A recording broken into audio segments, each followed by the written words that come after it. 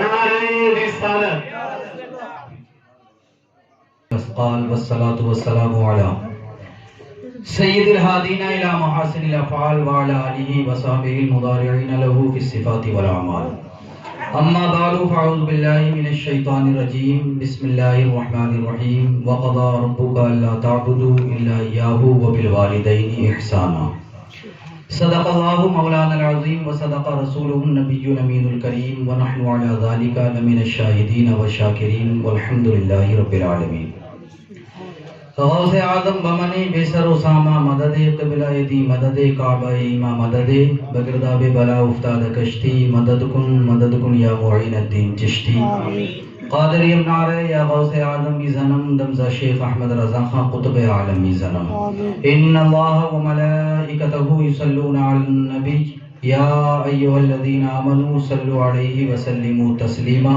درود پاک پڑھیے. اللہم صلی علی سیدنا و مولانا محمد مبارک وسلم. صلو علیہ صلاۃ و سلام علیک یا رسول اللہ صلی اللہ تعالی علیہ وسلم.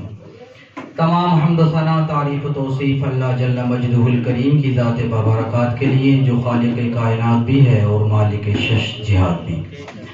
اللہ جل وعلا کے حمد و ثنا کے بعد نبی مکرم رسول محتشم شفیع امم اللہ کے پیارے امت کے سہارے دانہ غیوم مالک رقاب امم فخر عرب و عجم والی کون مقام سیاح لامکان سید انس و جان سرور لالا روخان نیر تابان شہنشاہ حسینہ معصوم آمینہ جناب احمد مجتبہ حضرت محمد مصطفیٰ صلی اللہ تعالیٰ علیہ وسلم کے حضور ناز میں اپنی ارادتوں عقیدتوں اور محبتوں کا خراج پیش کرنے کے بعد معزز سامعین حاضرین علماء اعظام مفتیان کرام السلام علیکم ورحمۃ اللہ وبرکاتہ. آج کی یہ نورانی مجلس جو منعقد کی گئی ہے ہمارے کفیل بھائی جو ہمارے درمیان سے چند دن پہلے رخصت ہوئے ہیں ان کے ایصال ثواب کے لیے ہیں. بڑے بڑے علماء تشریف فرما ہیں.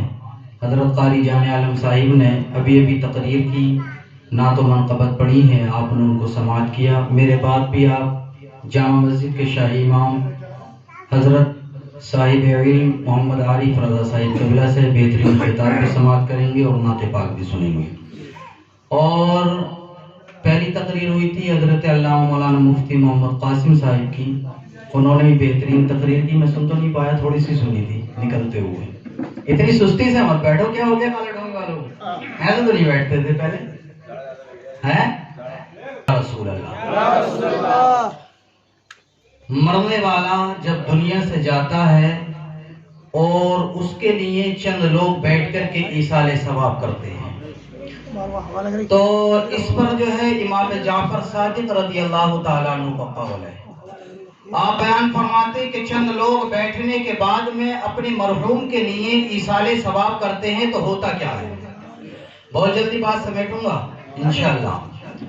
بیان فرماتے ہیں کہ جب چند لوگ بیٹھ کر کے قل پڑھتے ہیں, سبحان اللہ کہہ دیں, الحمدللہ کہہ دیں, اللہ رسول اللہ کا ذکر کر لیں, تو اس وقت میں ہوتا یہ ہے کہ اللہ جبریل امین کو حکم ارشاد فرماتا ہے.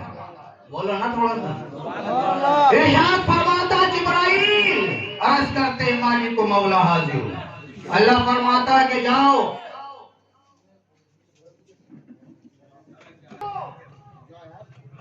جنت سے نورانی تشت لے لو.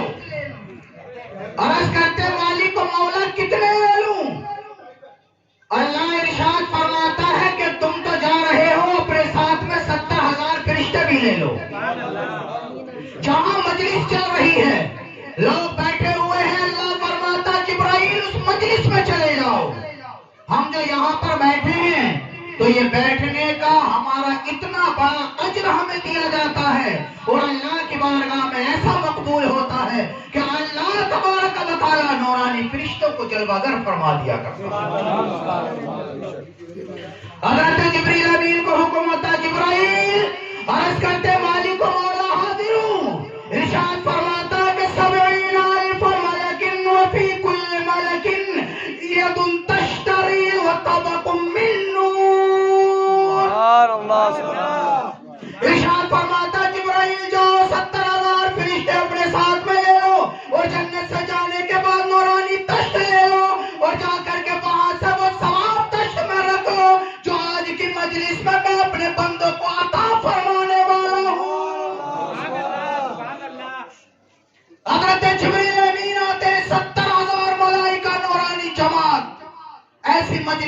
जलवागर होती है। और फिर क्या होता है, आप सोचेंगे इन मजलिसों का सवाब कितना होगा और नूर का माहौल कैसा होगा कि नूरानी फरिश्ते 70,000 आया करते हैं, वो सारा सवाब उसके अंदर रखते हैं।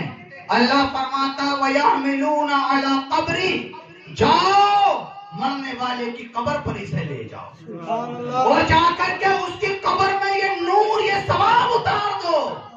फिर अल्लाह तबारक व तआला इरशाद फरमाता जिब्राइल अब तुम जा तो रहे हो, लेकिन जिसने जो बोला है, जिसने जो पढ़ा है, जिसने सुभान अल्लाह कहा है, तो जाकर के साहिब कब्र को बतला भी देना कि ये जो तोहफा आया है ये फलां ने तेरे लिए भेजा है। हज़रत जिब्रील अमीन जाते जाकर के कहते हैं अस्सलामु अलैका या वली अल्लाह, इसलिए कि कौल में वली अल्लाह का लफ्ज़ है, लेकिन अगर साहिब कब्र कहते तो बेजाना होगा।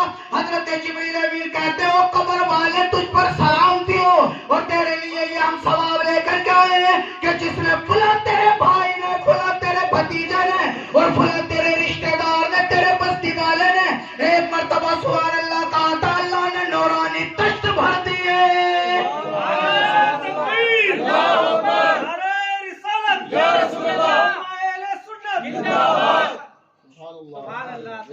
अब ये जो कब्र में गया है खुश हो जाता है और खुशी का आलम है, इसलिए कि हदीस पाक में है जब आका करीम सल्लल्लाहु अलैहि वसल्लम मेराज की रात गए तो फरिश्तों में आपस में तनाज़े हो रहा है।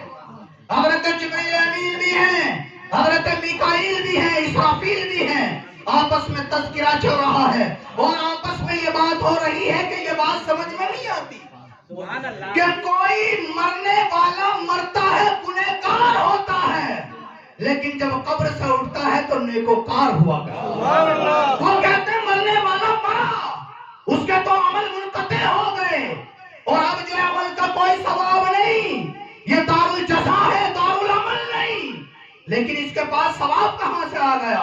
हुजूर पहुंचे दना फता दल्ला की मंजिल तय करते हुए, हुजूर जा रहे हैं सिदरतुल मुंतहा के पास में, फरिश्तों में आपस में गुफ्तगू, आपस में एक दूसरे से तज़किरा हो रहा है कि मरने वाला बंदा जब मर जाता है गुनहगार होता है, लेकिन कब्र से उठता है तो नेकोकार हुआ करता है। ये क्या वजह है? अल्लाह सरस के मालिक इस सवाल का जवाब अता फरमा। अल्लाह ने फरमाया मेरा महबूब आ रहा है, उसी से सवाल कर देना। हुजूर की उम्मत को ये इनाम हुजूर के सदक़े मिला। आका करीम पहुंचे, इरशाद फरमाया रब्बे कदीर ने मेरे महबूब पहले इनके सवाल का जवाब दो। फरिश्ते इकट्ठा हुए, हाथ बांध करके अर्ज किया या रसूल अल्लाह, इंसान दुनिया से जाता है गुनहगार है, लेकिन कब्र से उठ रहा है तो नेकोकार है, ये क्या वजह है? आका करीम सल्लल्लाहु अलैहि वसल्लम ने इरशाद फरमाया जिब्राइल तुम भी सुन लो, मीकाईल तुम भी सुन लो और इसराफील तुम भी सुन लो, इस्राइल तुम भी सुन लो। मेरा उम्मती जब दुनिया से जाता अगर गुनहगार हो, लेकिन उसकी एक खसलत हुआ करती है, अगर उसके लिए इसाले सवाब कर दिया जाए और दुनिया में रहते हुए जो सबसे पहले सलाम में पहल किया करता है और जिसका तरीका ये हो गए गरीबों मिस्कीनों को खाना खिलाया जाता है, आका करीम ने फरमाया ये 3 अमल ऐसे हैं कि मरने के बाद भी सवाब मिलता रहता है।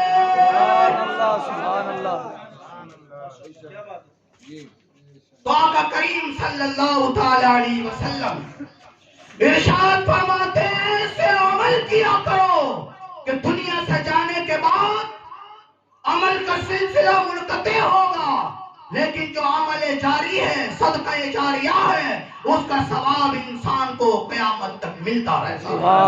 सलाम में पहल करना सीखो और साथ ही साथ खाना खिलाने की आदत डालो। कल की दावत हमारी है ताहिर भाई की तरफ, लेकिन इत्तेफाक ऐसा कई दिन घर पर हो गए तो पिथौरागढ़ जाना पड़ा।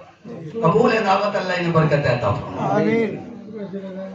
हज़रत मालिक बिन दीनार इसाले सवाब की बात चल रही है। आप हर दिन नमाज मगरिब के बाद 2 रकत नमाज पढ़ते और पढ़ने के बाद उम्मते मुहम्मदिया को ईसाले सवाब करते। अच्छा हम यहाँ पर बैठे हैं, मरने वाला मरा, हमने ईसाले सवाब किया, उसे पहुंचा, लेकिन हमें क्या मिला? आओ देखो जो इसाले सवाब करते हैं और जो मजलिसों में बैठते हैं उनका मकाम, उनकी शान क्या है और मिलता क्या है इसके बदले में। हजरत मालिक बिन दीनार सवाब कर रहे हैं, मगरिब हुई, नमाज मगरिब पढ़ी, सलातुल अव्वाबैन पढ़ी, उसके बाद 2 रकअत पढ़ी और उम्मत मुहम्मदिया को इसाले सवाब कर दिया। हर दिन गुजरा, हर दिन रात गुजरी, यूं ही होता रहा। एक दिन आपने नमाज मगरिब के बाद इसाले सवाब किया, इशा की नमाज पढ़ी, बिस्तर पर लेटे माते की निगाहें बंद हुई। इधर बंद होना था कि उनकी किस्मत की आंखें खुल गई, सारे मुकद्दर जाग उठे, सारे पर्दे उठ गए और देखते क्या है कि सामने जनाबे महबूबे किबरिया तशरीफ ले आए। आ गए रसूल आज़म, दीदार किया मालिक बिन दीनार ने। अल्लाह के वली है, बहुत बड़े वली हैं। आका करीम सल्लल्लाहु अलैहि वसल्लम आए तो दर भी महक रहा है, घर भी महक रहा है,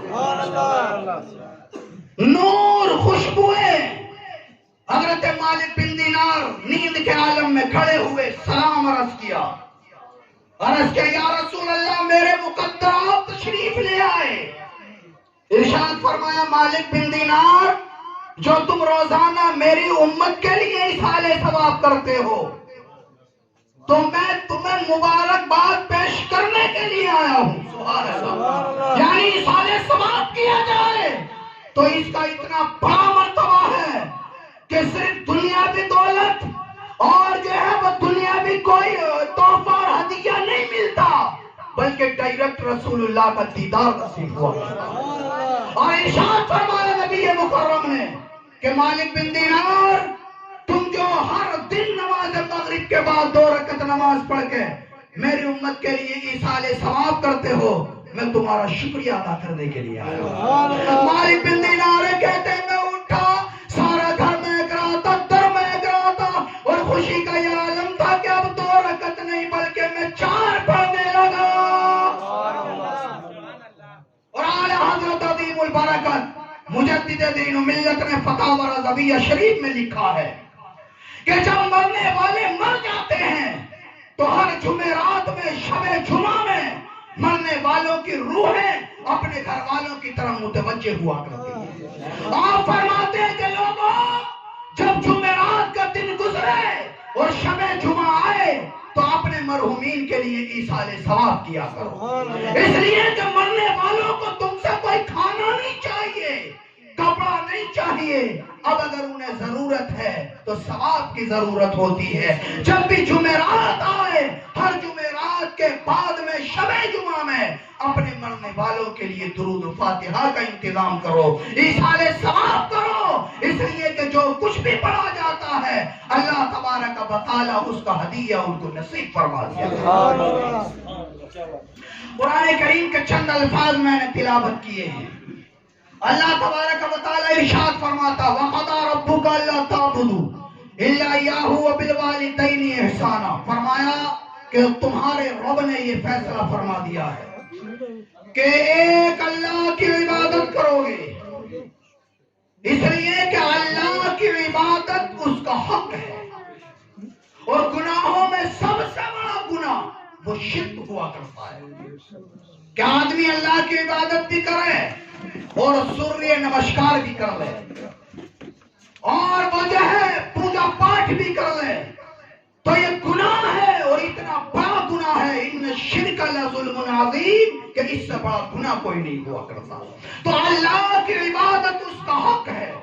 फिर उसके बाद अल्लाह ने इरशाद फरमाया, वो बिल वालिदैनि इहसाना, बंदो मेरी इबादत करो। और मेरी इबादत के बाद में अल्लाह ने मुत्तसिलन इरशाद फरमाया आयत करीमा में कि अपने वालिदैन के साथ हुस्न सलूक किया करो। बेशक बेशक।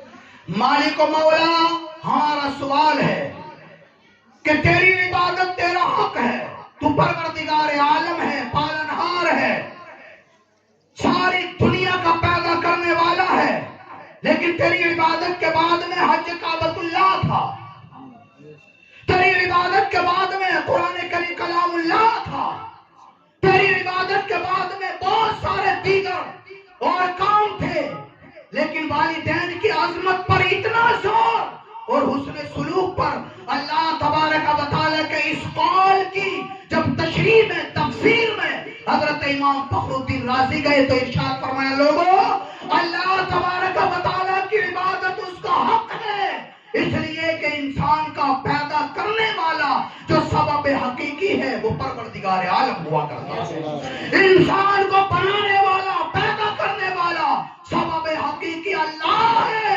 اور انسان کے وجود کا دنیا میں آنے کے لیے جو سبب ظاہر ہوا کرتے ہیں وہ اس کے ماں اور باپ ہوا کرتے ہیں۔ فرمایا لوگوں میں نے تمہیں بنایا ہے میری عبادت کرو، اور دنیا میں اپنے والدین کے توسل سے آئے ہو، ان کے ذریعے آئے ہو، لہذا اپنے والدین کے ساتھ حسن سلوک کیا کرو۔ آقا کریم صلی اللہ علیہ وسلم کی بارگاہ میں ایک صحابی حاضر ہوئے اور عرض کیا یا رسول اللہ میرے رشتہ داروں میں، گھر والوں میں، آئسہ اقربا میں سب سے زیادہ حق میرے اوپر حسن سلوک کا کس کے لیے ہے، میں کس کے ساتھ بھلائی کروں؟ ارشاد فرمایا میرے صحابی تم سب سے زیادہ بھلائی اپنی ماں کے ساتھ کرو۔ عرض کیا یا رسول اللہ ماں کے بعد کون؟ ارشاد فرمایا قال امک، ماں کے ساتھ کرو۔ عرض کیا یا رسول اللہ پھر کس کے ساتھ کروں؟ قال ثم من؟ قال امک، فرمایا اپنی ماں کے ساتھ 3 مرتبہ۔ عرض کی یا رسول اللہ پھر کون؟ فرمایا پھر اپنے باپ کے ساتھ کرو۔ ماں کو 3 حق عطا فرمائے اور باپ کا سب سے بڑا حق بعد میں ارشاد فرمایا۔ محدثین تفسیر میں، محدثین تشریح میں ارشاد فرماتے لوگوں ماں اپنے بچے کے لیے 3 مشکلات کا سامنا کرتی ہے۔ سب سے پہلے 9 مہینے کی جو پیٹ میں رکھنے کی مشقت ہے عورت اس کو برداشت کرتی ہے، فرمایا پہلا حق بھی اس کو جاتا ہے۔ اس کے بعد میں عند الولادت جو پیدائش کے وقت میں جو عورت کو تکلیف پہنچتی ہے، فرمایا بہت بڑی تکلیف ہوتی ہے، لہذا دوسرا حق بھی اس کو جاتا ہے۔ اور پھر فرمایا کہ پھر بچے کی پرورش، جو بچہ کے پیشاب کرتے بچپن میں تو سردیوں کی راتوں میں ماں سوکھے پر بچے کو لٹا دیتی ہے اور اس کے پیشاب کیے ہوئے گیلے پر خود لیٹتی ہے، فرمایا تیسرا حق بھی ماں کو جاتا ہے، ماں کے ساتھ اس نے سلوک کرو۔ اور فرمایا پھر اس کے بعد ساری ذمہ داری باپ کے کاندھوں پر آتی ہے، فرمایا چوتھا حق جو سب سے بڑا حق ہے وہ باپ کا ہوا کرتا ہے، باپ کے ساتھ بھی اس نے سلوک کرو۔ آقا کریم صلی اللہ علیہ وسلم کی بارگاہ میں ایک صحابی حاضر ہوئے، عرض کیا یا رسول اللہ مجھے جہاد کی اجازت، ارشاد فرمائے مرحمت فرمائے میں جہاد پر جانا چاہتا ہوں۔ آقا کریم صلی اللہ علیہ وسلم نے ارشاد فرمایا احی والدہ کا، میرے صحابی بتلاؤ تمہارے والدین زندہ ہیں؟ قال نعم، عرض کہ ہاں یا رسول اللہ والدین زندہ ہیں۔ قال ففیہما فجاہد، ارشاد فرمایا جا جا کر کے ان کی خدمت کر، اللہ تجھے دنیا میں بیٹھے ہوئے جہاد کا ثواب عطا فرمائے۔ موت یقینی ہے، باپ بھی دنیا سے جاتے ہیں، ماں بھی دنیا سے جاتی ہے، لیکن موت اصل موت وہ ہوا کرتی ہے کہ جس موت کے آنے کے بعد میں اللہ اپنے بندے سے ملنے کا طلبگار ہو جایا کرتا ہے۔ اللہ تبارک و تعالی اپنے بندے کو ایسا ثواب عطا فرماتا ہے کہ بندے کے لیے جب دنیا سے جاتا ہے تو اللہ اس کا استقبال کیا کرتا ہے، اللہ تبارک و تعالی اس کا استقبال کرتا ہے اور فرماتا ہے فرشتوں اس کی قبر کو اتنا لمبا چوڑا کر دو جہاں تک نگاہ جائے وہاں تک اس کی قبر میں کشادگی نظر آنی چاہیے۔ اللہ تبارک و تعالی اپنے بندوں کو اجر عظیم عطا فرماتا ہے اور مرنے والوں کو بہت ثواب عطا فرماتا ہے۔ ان کے پسماندگان کی جانب سے جو سوال ہوتے ہیں آقا کریم فرماتے ہیں مرنے والوں کے زندوں پر ایسا نہیں ہے کہ سارے اعمال منقطع ہیں، فرمایا مرنے والوں کے کچھ حق ایسے ہیں جو زندوں پر رہا کرتے ہیں۔ پہلا حق یہ ہے کہ ان کا نماز جنازہ پڑھا جائے، اگر کوئی دنیا سے چلا گیا تو اس کا حق زندوں پر یہ ہے کہ مرنے والے کا نماز جنازہ وہ پڑھے۔ اور فرمایا الاستغفار، اور دوسرا حق یہ ہے کہ بخشش کی دعائیں کریں. اور فرمایا اگر ماں باپ ہیں انجاز الوعد، فرمایا کہ جو ان کے وعدے ہیں، جو ان کی اچھی عادتیں ہیں، مسجد مدارس میں عطیات دینے کا ان کا شیوا ہے، فرمایا کہ اگر ایسی کچھ عادتیں ہیں تو اولاد کے ذمے ہے کہ اپنے والدین کے جو اچھے اسلوب ہیں ان پر عمل کرتے ہوئے مسجد اور مدارس کو بھی تعاون کیا کریں. اور فرمایا اگر ان کے اوپر قرضہ ہے تو اولاد کو چاہیے کہ اس قرضے کی ادائیگی بھی کر دیں.